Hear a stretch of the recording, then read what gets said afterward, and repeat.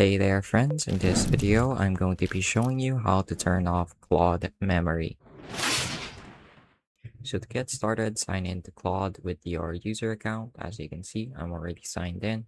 And what we're going to want to do is we're going to go to our settings window.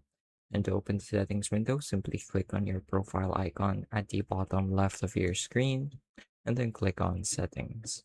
So here you're going to see a few options. You can go ahead and move over to the capabilities tab, which you can find near the bottom of the list. So it should be the first option that you see. As you can see, generate memory from chat history. Hey guys, quick one before we continue. My team and I publish AI tutorials regularly, helping you guys to learn and to use the latest AI tutorials. And so if you're finding these videos helpful, go ahead and hit that subscribe button below so that you'll never miss out when we release future videos to come.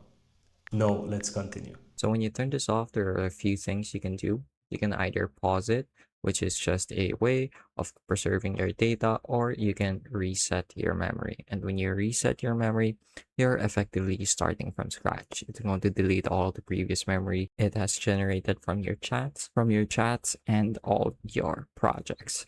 So it should be noted that resetting your memory cannot be undone. And once you reset it, there's no way to get that data back. Although it is pretty useful if you're interested in clearing out your personal data and would like to start from scratch. And that's pretty much it. It's that quick and that easy. All it takes is a few clicks and some menu navigation. That's going to be it for this video. I hope I was able to teach you something new and something useful. And as always, thank you for watching.